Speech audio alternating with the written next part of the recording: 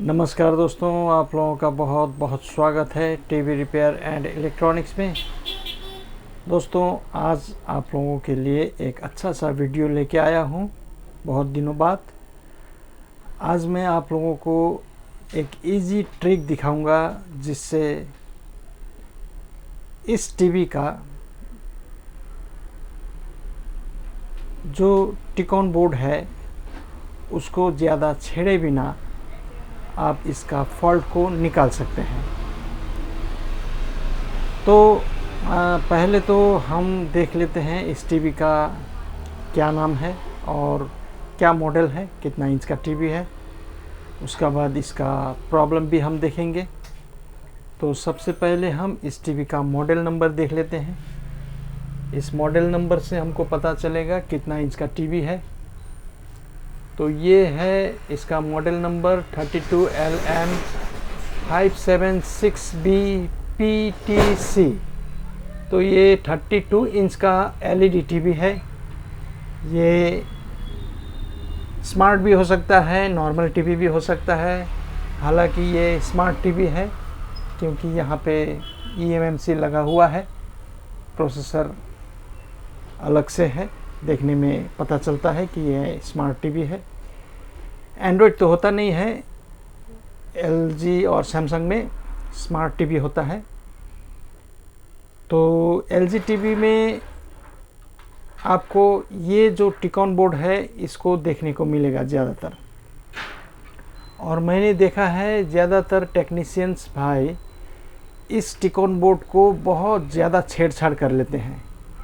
तो छेड़ने का मतलब है कि जब भी इस टीवी में नो पिक्चर का प्रॉब्लम होता है, जैसे कि इस टीवी में अभी नो पिक्चर का प्रॉब्लम है, मैं अभी दिखाऊंगा कैसे नो पिक्चर का प्रॉब्लम है। जैसे कि ये बैकलाइट ऑन हो चुका है, इसका देख सकते हैं। और इसमें अगर हम देखते हैं तो स्क्रीन इसका ब्लैक है, इसका बैकलाइट ऑन है, इसका बैकलाइट ऑन है पर डिस्प्ले में कुछ भी नहीं है, ब्लैक स्क्रीन है। तो ब्लैक स्क्रीन होने से बहुत सारे टेक्नीशियंस यहाँ कट करते हैं। ये यहाँ इस तरह का कैपेसिटर का लाइन में कट करते हैं और यहाँ पर छेड़छाड़ करते हैं, यहाँ पर भी कट करते हैं। तो ये सब कुछ भी नहीं करना है। मैं सिंपल सा एक ट्रिक दिखाऊंगा आप लोगों को। सिर्फ उस ट्रिक को करना है, आपको फॉल्ट पता चल जाएगा इस टीवी में क्या प्रॉब्लम है, कहाँ है प्रॉब्लम। इसका सॉल्यूशन भी बताऊंगा पर आज का इस वीडियो में नहीं, नेक्स्ट वीडियो में बताऊंगा। इस वीडियो में मैं आप लोगों को आज सिर्फ ये बताऊंगा कि इस तरह का समस्या आने से इस टिकॉन बोर्ड में कभी भी कट नहीं करना है ट्रैक को। यहाँ पे इसका ट्रैक कट करने से भी जॉइन करना बहुत ही झमेला है, इसमें प्रॉब्लम है, समस्या है। बहुत ही छोटा छोटा इसका ट्रैक है, इसको कट करने के बाद सोल्डरिंग करना लगभग इम्पॉसिबल है। और अगर फिर भी सोल्डरिंग कर लिया तो फिनिशिंग नहीं होगा, कंप्लेन आएगा, रस्ट जमा होगा बीच में, गंदगी से फिर से प्रॉब्लम आएगा। इसलिए कट नहीं करना है, इसी तरह को इसको छोड़ना है। सिंपल सा ट्रिक मैं जो बताऊंगा उसको आज आपको करना है। तो आप लोग देख सकते हैं इस टिकॉन बोर्ड का राइटिंग में क्या क्या है, नंबर आप लोग देख सकते हैं। इस टिकॉन बोर्ड का क्या नंबर है, क्या नाम है, आप लोग देख सकते हैं। मैं आप लोगों को अच्छी तरह दिखाऊंगा ताकि कंफ्यूजन न रहे। अच्छी तरह देखिए आप लोग।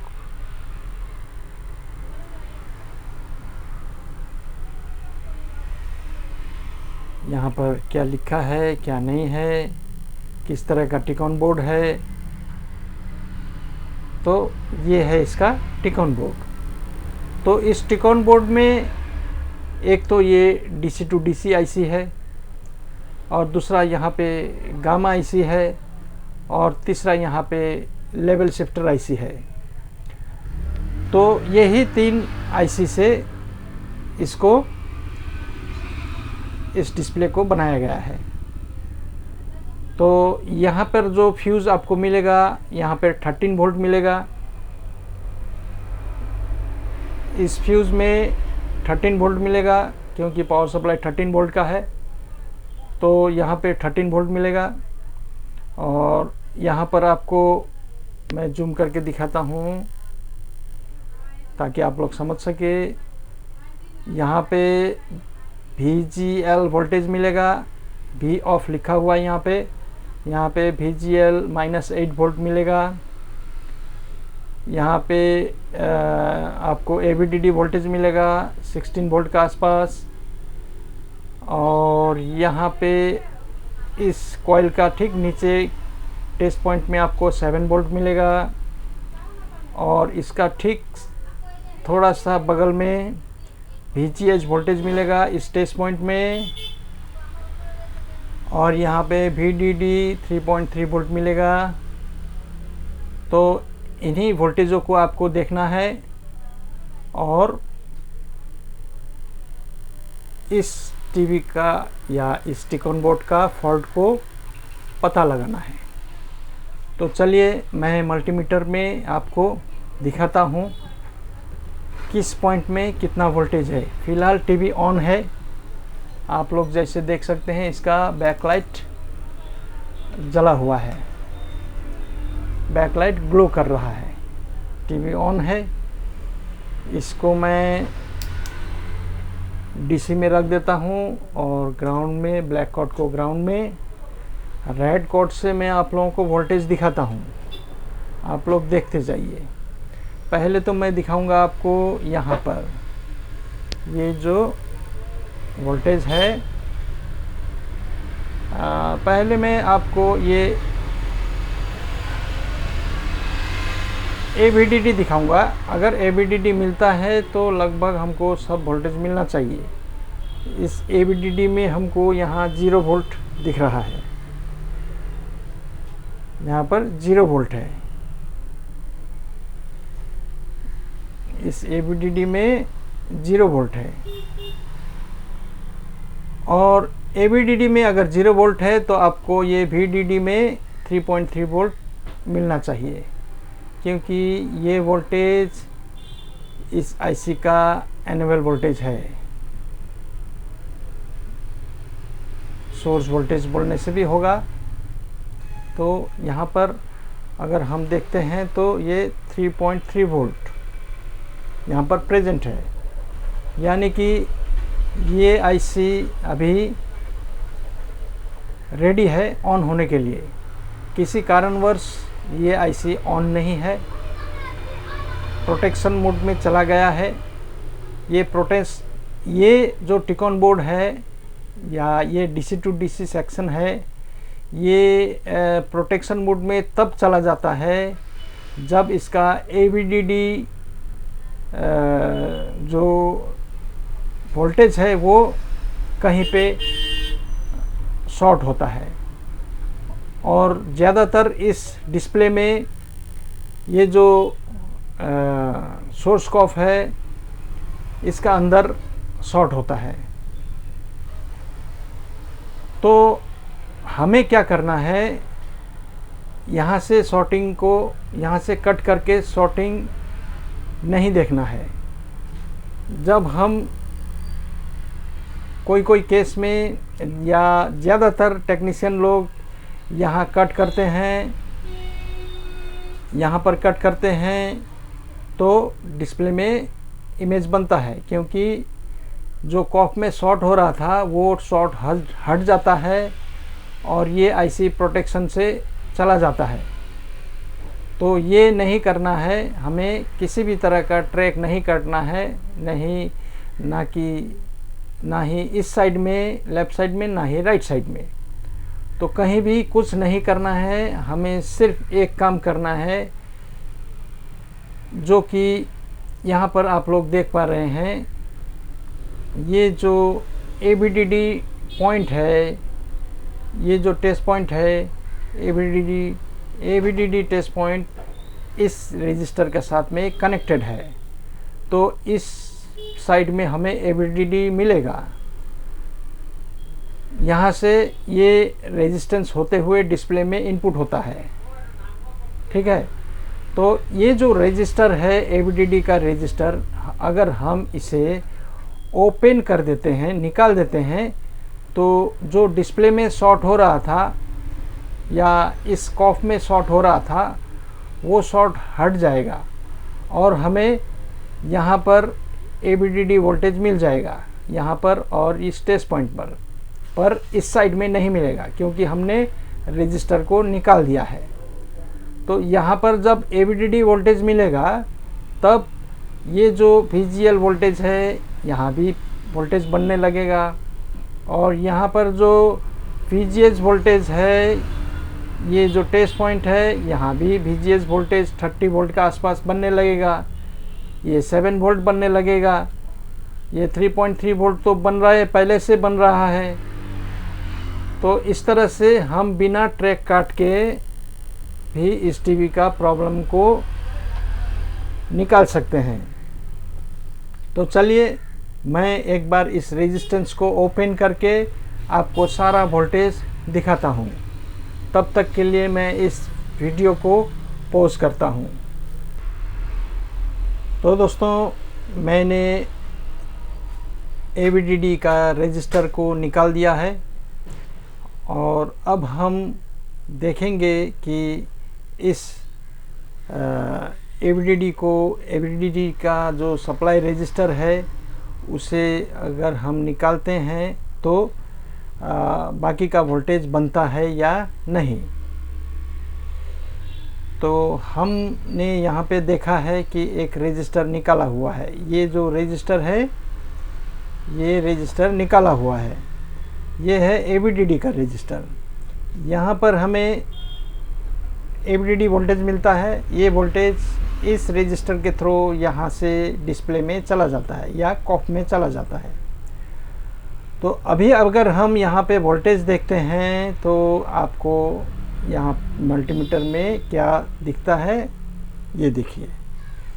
यहाँ पर आपको देखने को मिलेगा 16.4 वोल्ट, यानी कि अभी इसका ABDD वोल्टेज बन रहा है, ठीक है। इसका ABDD वोल्टेज बन रहा है। तो अब हम देखेंगे VGL वोल्टेज बन रहा है या नहीं।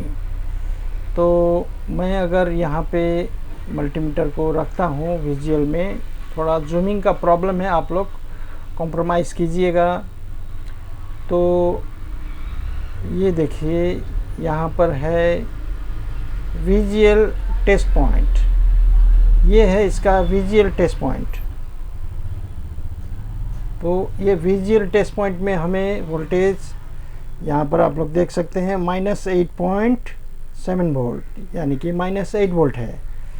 ये VGL वोल्टेज भी ओके है, यानी कि अभी ABDD सप्लाई रेजिस्टेंस खोलने के बाद VGL -8 वोल्ट बन रहा है। अब हम देखेंगे इसका 7 वोल्ट, इसका 7 वोल्ट बन रहा है कि नहीं। 7 वोल्ट कहाँ मिलेगा? इस कॉइल का ठीक नीचे का टेस्ट पॉइंट में। यहाँ पर आप देख सकते हैं 7 वोल्ट भी बन रहा है, यानी कि 7.7 वोल्ट बन रहा है। थोड़ा बहुत टॉलरेंस होता है वोल्टेज में, ऊपर नीचे, कोई बात नहीं, पर इसे हम 7 वोल्ट ही मानेंगे।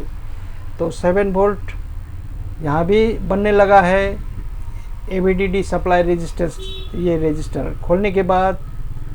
और अब हम VGH वोल्टेज देखेंगे। VGH वोल्टेज ठीक इस 7 वोल्ट का टेस्ट पॉइंट का साइड में, यहाँ पे आपको VGL वोल्टेज मिलेगा इस टेस्ट पॉइंट में। यहाँ पे कोई भी राइटिंग नहीं है सामने आसपास। आपको सभी टेस्ट पॉइंट का राइटिंग तो मिल जाएगा, पर इसका राइटिंग नहीं मिलेगा आपको। VGH का कहीं भी लिखा हुआ नहीं है आसपास। इसलिए ये याद रखिए कि ये टेस्ट पॉइंट VGH वोल्टेज का है। तो चलिए VGH में हमें क्या वोल्टेज मिलता है देखते हैं। अगर हम मल्टीमीटर में जाते हैं तो आप लोग देख सकते हैं 29.6 वोल्ट यानी कि 30 वोल्ट का आसपास VGH वोल्टेज बन रहा है। यानी कि जब हमने इस AVDD सप्लाई रजिस्टर को खोल दिया है यहाँ से, उसका बाद ये सभी वोल्टेज जितना भी DC टू DC IC का वोल्टेज बनना चाहिए वो सभी वोल्टेज बन रहा है। तो देखा दोस्तों, इससे क्या हुआ, आपका टाइम बचा, मेहनत बचा और पैसा भी बचा। पैसा कैसे बचेगा ये आपको बाद में पता चलेगा जब आप काम करेंगे। और यहाँ पर एक DC टू DC सेक्शन है, यहाँ पर ये स्कैन ड्राइव या लेवल शिफ्टर सेक्शन है यहाँ पे। तो यहाँ पे आप क्या कर सकते हैं, जब भी आपको डाउट हो कि CKB लाइन शॉर्ट है तो क्या कीजिएगा, यहाँ पे जितना भी CKB1, CKB2, CKB3, 4, 5 यहाँ पे STB है, बाकी का जो भी सिग्नल है यहाँ पे है। तो ये सभी रजिस्टर को एक एक करके एक खोलिए, फिर वोल्टेज चेक कीजिए VGH वोल्ट या AVDD। फिर दूसरा रजिस्टर खोलिए, फिर चेक कीजिए VGH और AVDD। फिर तीसरा खोलिए, फिर चेक कीजिए AVDD या VGH। तो जो रजिस्टर खोलने के बाद हमें VGH और AVDD वोल्टेज मिलता है तो वो ट्रैक शॉर्ट हो गया है, उसे हमें मानना है। तो ज़्यादातर इस टीवी का जो टिकॉन बोर्ड है इसमें ये प्रॉब्लम नहीं होता है। इस सेक्शन का, ये लेवल शिफ्टर सेक्शन का प्रॉब्लम नहीं होता है। ज़्यादातर इस DC टू DC सेक्शन के लिए ही नो पिक्चर का प्रॉब्लम होता है और AVDD सप्लाई शॉर्ट होने का वजह से नो पिक्चर का प्रॉब्लम होता है। तो चलिए एक बार इस कंडीशन में हम स्क्रीन में देख लेते हैं। स्क्रीन में अभी क्या दिख रहा है, ये जो रजिस्टर है इसे खोलने के बाद हम देख लेते हैं कि टीवी में अभी कैसा, यानी कि टीवी का जो डिस्प्ले है इसमें क्या पोजीशन है। अगर हम स्क्रीन में ध्यान से देखें तो यहाँ पर थोड़ा बहुत इमेज बन रहा है, थोड़ा बहुत, ज़्यादा नहीं, थोड़ा बहुत बन रहा है, वो क्लियर नहीं है। आप भी देख सकते हैं इस तरह का इमेज बन रहा है। इस तरह का इमेज से पिक्चर देखा नहीं जाएगा। तो कैसे हम इसको इसका समाधान करेंगे वो हम नेक्स्ट वीडियो में जानेंगे, जब ये वीडियो 1 लाख व्यू होगा। जब तक इस वीडियो का 1 लाख व्यू नहीं होगा, लाइक कम से कम 1000 नहीं होगा, तब तक मैं वीडियो अपलोड नहीं करूंगा इसका सॉल्यूशन का। ये आप लोगों का ऊपर जिम्मेदारी है। आप लोग वीडियो देखते हैं और हल्के से साइड से निकल जाते हैं। आप लोग ना ही कमेंट करते हैं, ना ही लाइक देते हैं, ना ही हमें बढ़ावा देते हैं। इसलिए हम लोगों का जो मेहनत है वो बिल्कुल पानी में चला जाता है। इसलिए मैं तो जब तक ये वीडियो 1 लाख व्यू नहीं होगा और 1000 लाइक नहीं होगा, तब तक मैं इसका सलूशन नहीं बताऊंगा। ठीक है, तो आज के लिए इतना ही दोस्तों। हम फिर नेक्स्ट वीडियो में मिलते हैं इसका सलूशन के साथ या अन्य वीडियो के साथ। वो लाइक और व्यू का ऊपर डिपेंड करेगा। धन्यवाद दोस्तों।